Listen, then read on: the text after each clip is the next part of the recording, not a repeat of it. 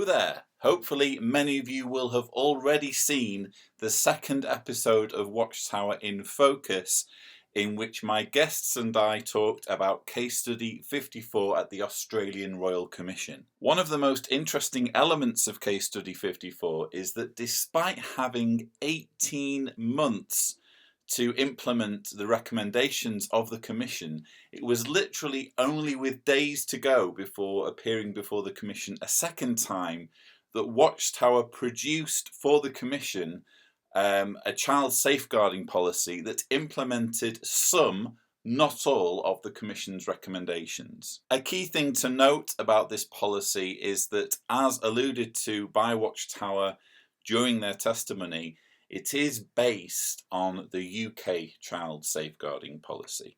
The UK child safeguarding policy, interestingly, is 6 pages long. This is 4 pages long, so it's a briefer document.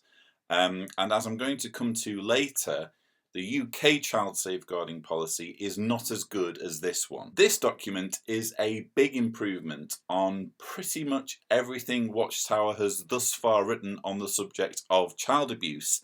That said, there are still problems which I will come to. Rather than take you through every single word, because I'm going to put a download link in the description, I'm just going to go straight to point 1 of the policy, which says, Jehovah's Witnesses abhor child abuse and consider it to be a serious sin and a crime. We do not shield any perpetrator of child abuse from the secular authorities. As I've already explained in previous videos, this is a bit of a red herring. Critics of Watchtower's child abuse policy don't claim per se that the organisation shields perpetrators of child abuse from the authorities, as though it's something they deliberately set out to do. It's just sadly a fact that the policies that Watchtower puts in place regarding child abuse have the overall effect of doing just that. Point 2 of the policy reads, we believe that parents have the primary responsibility for the protection, safety and instruction of their children. Therefore, parents who are members of the congregation must be vigilant in exercising their responsibility at all times and are expected to A. have direct and active involvement in their children's lives, B. appropriately educate themselves and their children about child abuse, and C. encourage, promote and maintain regular communication with their children. The problem here is it's one thing telling parents that they need to be vigilant, but parents can only really go on what they're told and what information they're given. For example, one of the things that the Commission repeatedly told Watchtower is that it is not a protection for pedophiles to be reproved and for it to be announced that Brother A has been reproved. That doesn't tell parents in the congregation anything about what he's been reproved for. Fortunately, in this policy and recent letters to elders, there has been a provision for elders to warn parents in a congregation if it's confirmed that there is a pedophile in their midst. The problem is that it's down to Watchtower to make that call and to decide whether elders have the green light to let parents know about a pedophile. And I and others are arguing that elders should be able to make that decision themselves. They shouldn't have to wait for permission from Watchtower to let parents know that. Point 3. We do not separate children from their parents for the purpose of instruction. The congregation does not provide or sponsor such activities as creches, schools, orphanages, Sunday schools, hospitals, sports clubs, daycare centres, youth groups or any other activities which separate children from their parents. This goes back to a common argument the Watchtower makes, that it has no responsibility for children because the parents are involved. The parents, for example, are bringing them to the Kingdom Hall and have a responsibility to look after their children. But as anybody who has been a witness will know, it isn't always that simple. There have been a number of cases that have been brought to light through lawsuits where either a child has been assigned to work with a known pedophile by elders, or a pedophile elder or servant has assigned himself to work with a child in order to have access to them. Regardless of anything to do with orphanages or creches or daycare centres, it simply cannot be said that there is no chance of children coming into contact with pedophiles as a result of normal congregation activities. Point 4. Jehovah's Witnesses publish an abundance of scriptural information to assist parents to fulfill their responsibility to protect their children. Yes, Watchtower has produced an abundance of printed material and video material dealing with child abuse over the years. Absolutely none of it tells parents to report an accusation of child abuse to the police. Point 5. Conversations between congregation members and congregation elders relating to spiritual counselling or assistance are confidential. However, in cases of child abuse, the elders will consult with the Australasia branch office of Jehovah's Witnesses and will comply with any relevant secular reporting laws. This is actually no different from what the previous policy was. It's essentially handing everything over to the branch office to decide on how cases or accusations of child abuse are to be handled. And it says they will comply with any relevant secular reporting laws. And as was brought out during the commission, what that essentially means is that Watchtower will only report to the authorities a case of child abuse if it is mandatory, if it is required by law for them to do so. This may be legally correct, but in no way is it morally or ethically correct. Point 6. A victim and his or her parents have the absolute right to report an allegation of child abuse to the secular authorities.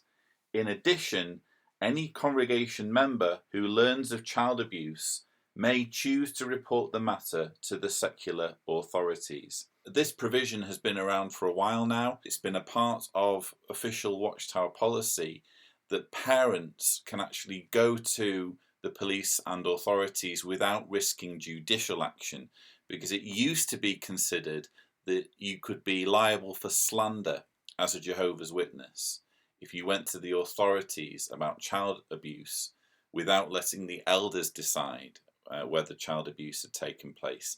That's no longer a part of Watchtower policy and hasn't been for some time now. But what is interesting is the language that's used here in point 6.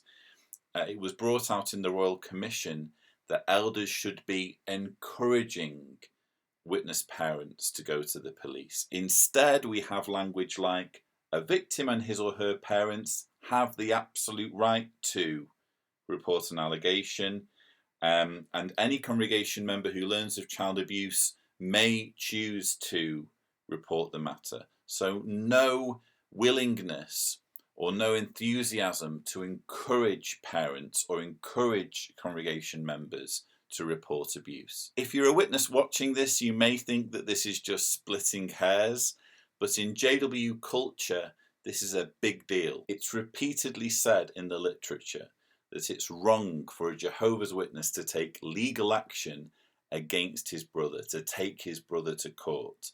And it's also part of JW culture to let elders deal with things rather than involving the so-called worldly authorities. So this was an area that Watchtower's policy needed to be clear on. It needed to say that elders will encourage parents and congregation members to report any abuse.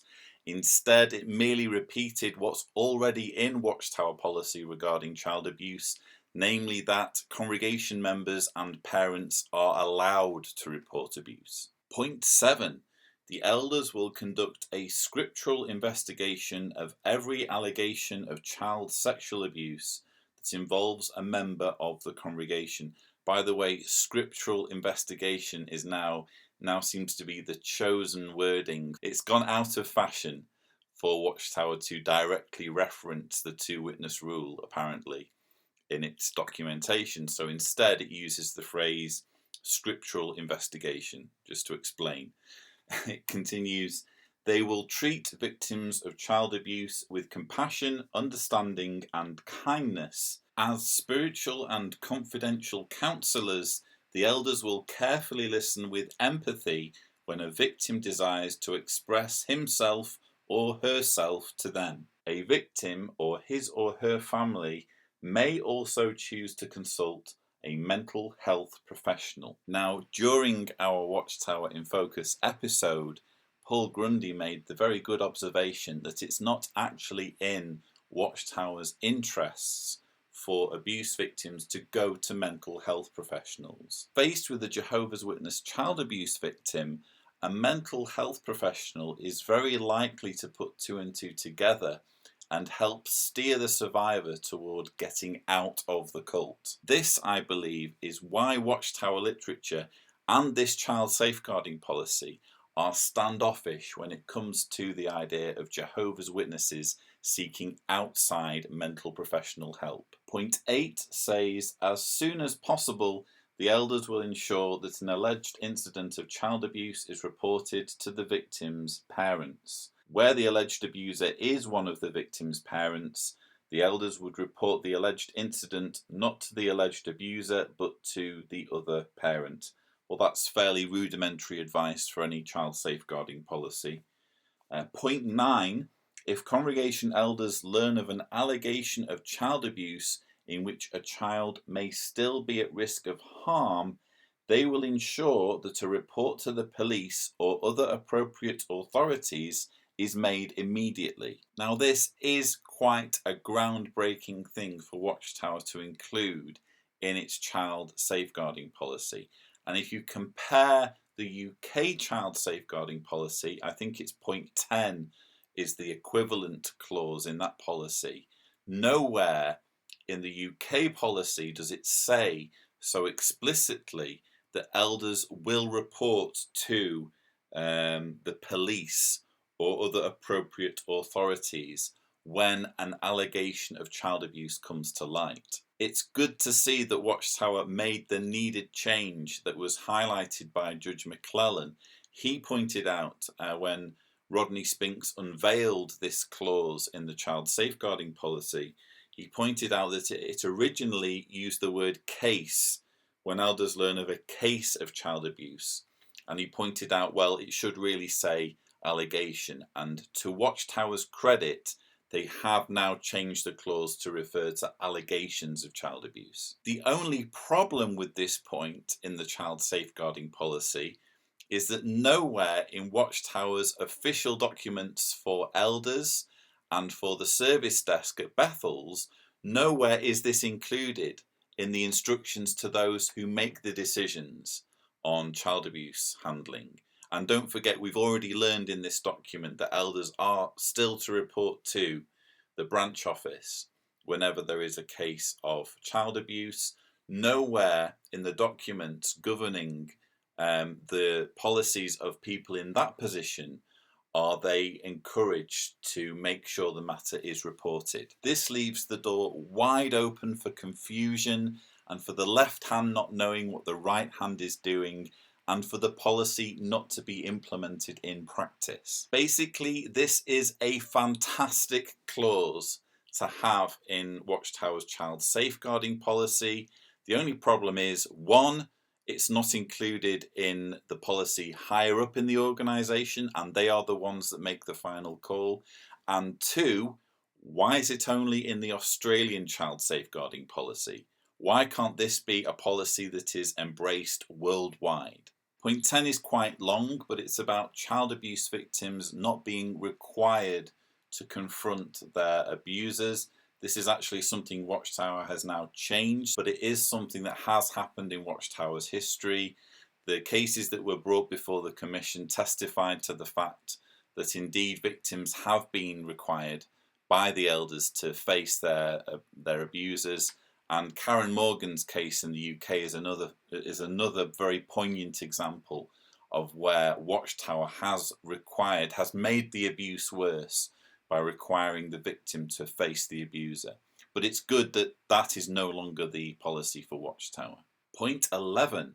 A member of the congregation who is an unrepentant child abuser is expelled from the congregation and is no longer considered one of Jehovah's Witnesses.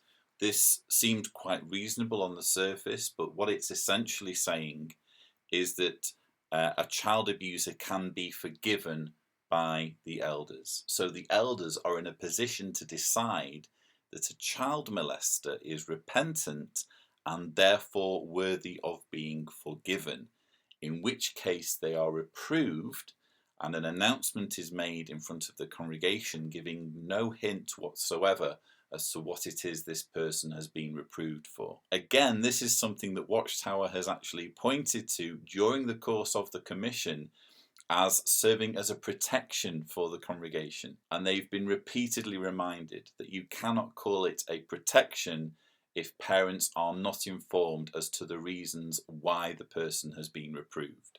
Point 12 was a bit disappointing. It says, a person who has engaged in child sexual abuse does not qualify to receive any privileges or to serve in a position of responsibility in the congregation for many years, if ever.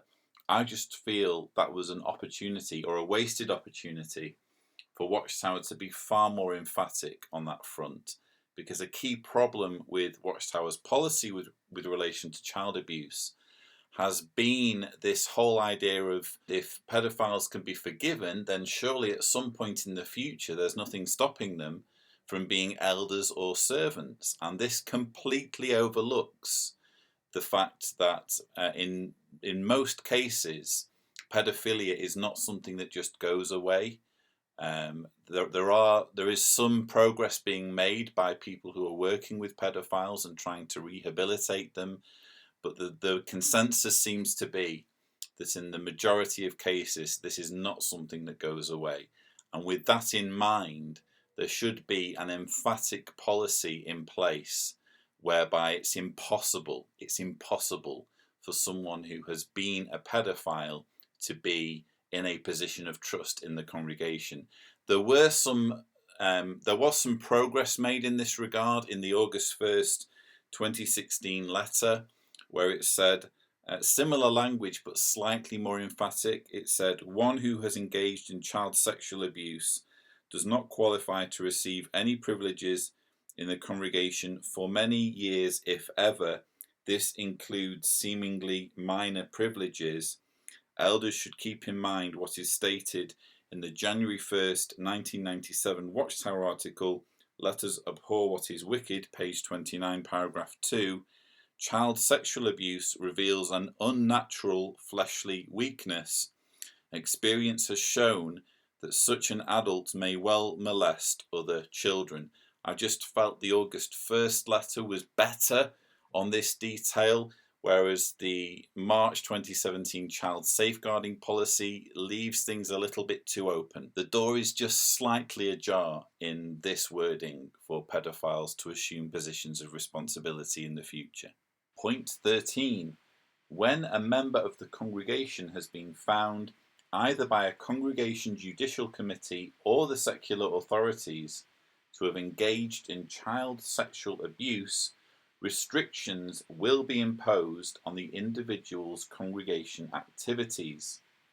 He or she will be specifically admonished not to be alone in the company of children, not to cultivate friendships with children, or display any affection for children other than his or her own when legally entitled to do so.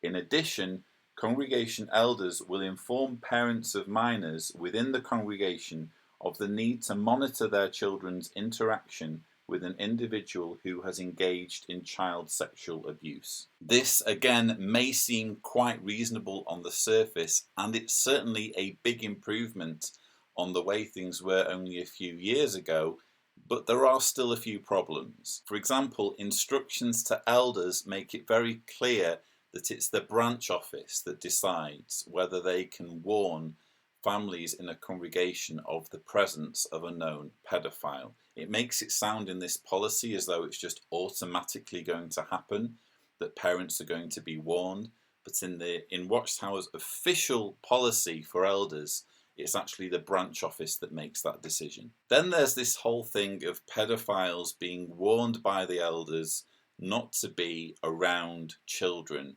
and being trusted to comply with that request. Again, if you've been a Jehovah's Witness, you know that there is any number of possibilities once you're in a congregation and once you're in a community where there is this concept of compulsory love and compulsory friendship. There are any number of opportunities that a determined pedophile can take advantage of in order to get access to children. One of the most disturbing loopholes in this regard is the fact that pedophiles are still expected to do door-to-door preaching work, and this was recently highlighted in the case of Wayman Ivory. I posted a video to this channel which is not listed at the moment. You should be able to find it still, but it was a pedophile in America who was found going door to door despite being on Megan's list as a sex offender.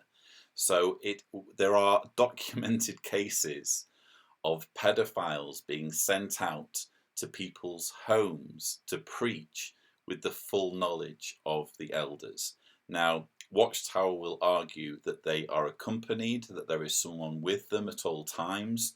My argument would be that even if they are accompanied when they make the initial call on someone's home, there's still ample opportunities for them to locate where children are in a community and call back by themselves at a more opportune time. The extent to which pedophiles are allowed to represent the congregation and go into the community and put ordinary people, ordinary families at risk is a major loophole that this safeguarding policy should really have closed.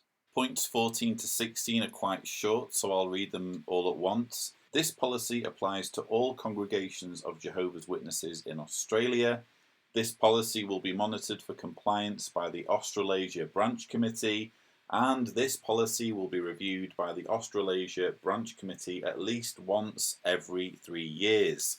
And page 4 of the Child Safeguarding Policy document is basically just a list of resources that Watchtower has published in its publications and in its videos.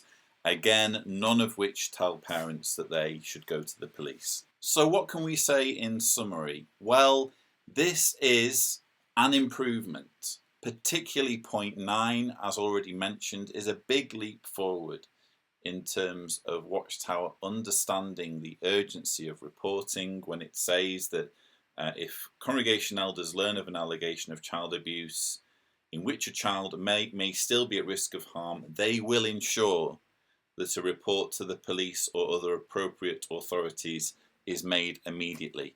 I think we should welcome that kind of clause in the policy. It's sorely needed. There are just two problems. Firstly, as I've already mentioned, why is this just an Australian thing? Why can't this be the policy for Jehovah's Witnesses in all countries around the world? The last-minute manner in which this policy document has been thrown together suggests to me that it's really just a token gesture of conformity on Watchtower's part, rather than something it genuinely intends to stick to. The second rather disturbing thing to note about this policy is the way it's being released. Now again, if you watched Watchtower in Focus episode 2, we discussed the fact that Angus Stewart anticipated that Watchtower would make it difficult for ordinary witnesses to have access to this document. Take a look. Either way, it's available to all congregation members. But you give the undertaking now that rephrase it, the undertaking now that the intention is that it be distributed to all congregation members. Yes, that's the audience for this document, and sorry, Mr. Yeah, I can speak on behalf of the branch committee that we're authorised to make that available, that it will be available to every member of every congregation in Australia. Well, making it available may be something different to what I'm speaking about, because making it available could be if someone asks for it, they can have it. I'm just seeking to determine whether it's actually going to be actively distributed so that people have access to it without having to ask for it. So if I could, I'm not a part of the branch committee, but the recommendation that we've made, and I believe will be acceptable, that every congregation member will have it made available to them. So let's bear in mind that Angus Stewart specifically told Watchtower representatives in Australia to not simply make the document available, but to actively distribute it among Jehovah's Witnesses. With that in mind, I can tell you that they are basically ignoring that advice, because on Reddit, there's a friend of mine, Wi-Fi Bandit, who gets access to documents and various materials that come out of Watchtower, and he's managed to get hold of a screenshot of the part of jw.org where this policy is made available to congregations in Australia, and I'm going to show you it now. So you'll see that the box is headed Child Safeguarding Policy in Australia, and there's a note dated March 20th, 2017 that says the coordinator of the body of elders or secretary may provide a printed copy to a congregation member on request. At your next midweek meeting, please make the following announcement. If a member of the congregation would like a copy of the Child Safeguarding Policy of Jehovah's Witnesses in Australia, please see the coordinator of the body of elders or the secretary. So basically, if you are an Australian Jehovah's Witness, you are being told that this document is available to you on request. And when they say on request, they're not saying that you can just go up to the literature desk or find a ministerial servant and see if they've got a spare copy. You have to go to the coordinator or to the secretary and ask them for a copy, which is essentially the same situation as in the UK.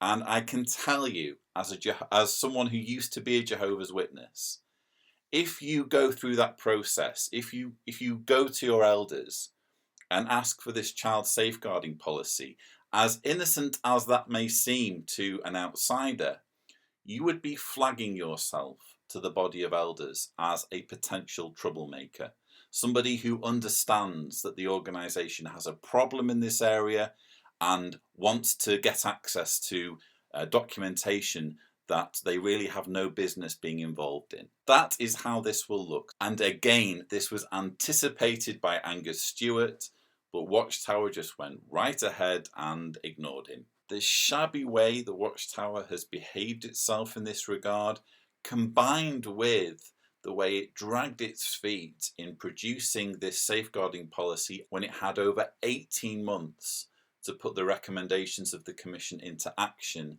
tells me that Watchtower is still not serious enough when it comes to introducing urgently needed reforms that are needed to protect children. We need a policy that is available not just in Australia but all around the world, and not just on request but actually implemented at all levels of the organisation, that says it is not okay to cover up child abuse.